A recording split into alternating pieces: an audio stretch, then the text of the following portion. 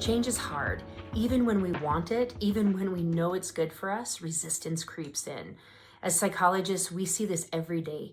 Clients come to us struggling with their transitions, whether it's a career shift, relationship changes, changes happening in the political realm, or their home environments.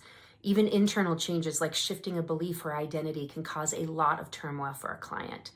But what if I told you that integrating movement and nutrition into your sessions could make a world of difference in how your clients navigate change? Well, it's true. And in this video, I'm going to show you how you can use movement and nutrition to help support clients through life transitions and change. Hi, I'm Dr. Stacy Reuille-Dupont, and today we're diving into practical evidence-based strategies to help your clients break through resistance, manage stress, and build resilience, all by leveraging the power of the body. So let's put out a working definition regarding client resistance. When I'm working with clinicians I supervise, we are always using resistance as a barometer for the client's readiness for change. When a client doesn't follow through on a goal or gives you a bunch of yeah buts, it is a sign that although they may want to make a change, they aren't ready for whatever action you are trying to step into. Your job as the psychologist is to back up and go back to active listening, reflecting, and getting more clarification on the real issue at hand. Once you have more info, you can attempt action again. If it works, great. If not, they're not ready, back up and repeat your process skills. Sometimes I talk with the client directly about this pattern and see what they say about their readiness for change.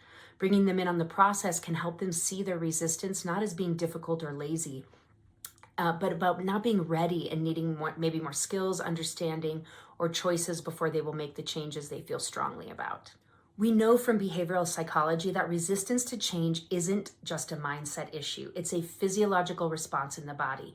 When we perceive uncertainty, the brain signals stress, activates the nervous system to either fight, flee, or freeze. If your client has experienced certain kinds of trauma, this reaction can be even stronger, with coping skills like collapsing in the states of feigning death and dissociation that keep them stuck in old patterns. So how do we help? Well, first we work with the nervous system, not against it. Movement and nutrition directly impact the brain and the body's ability to regulate emotions, process stress, and adapt to new situations. Let's start with movement.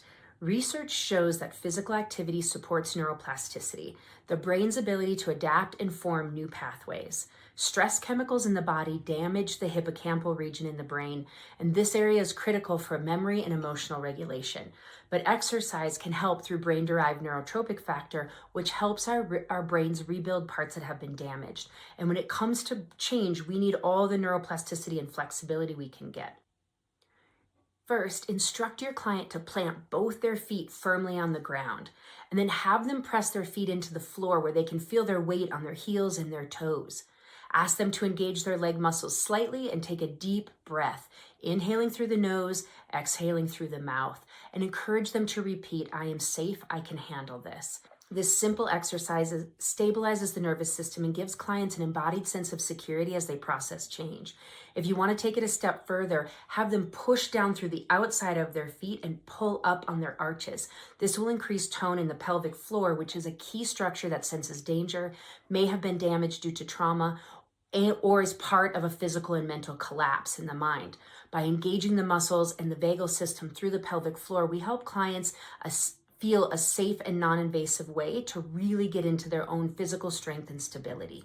By engaging the muscles and the vagal system through the pelvic floor, we offer clients a safe, non-invasive way to increase their sense of physical stability and strength.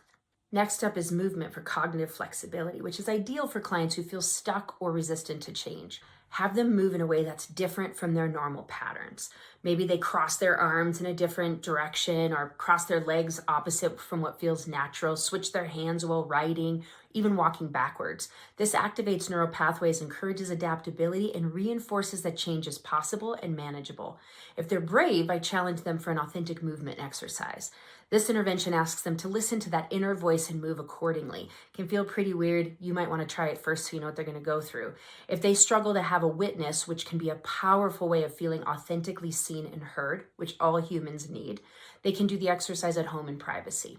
Then they can come back and report to you at the next session and let you know how it went. I sometimes suggest a tool like the somatic exercise card deck when clients feel overwhelmed by deciding on movements. They just have to draw a card and do the movement. Usually they feel better after one exercise, and it reinforces itself for more movement in and out of the therapy room. The link to this tool is in the description below. Now let's talk about nutrition. Food isn't just fuel, it's information for the body. Nutritional psychology research tells us that what we eat directly impacts our mood, stress tolerance, and cognitive function. If a client is navigating a life transition, the right foods can either support their resilience or make the process harder. Eating omega-3 fatty acids found in salmon, walnuts, flax seeds can help regulate mood and support brain function. Magnesium-rich foods like leafy greens, nuts, and seeds help reduce stress and promote relaxation. Protein intake supports dopamine production, enhancing motivation and focus during times of change. Plus, can help rebuild tissues that have been damaged by stress. So now let's talk about psychological interventions, helping them move from resistance to action. Now that we've addressed physiology, let's talk about psychological strategies. Helping clients move through resistance requires a blend of cognitive restructuring and action-oriented techniques. I often ask them to work with their values, which is great for clients who know they need to change but feel stuck.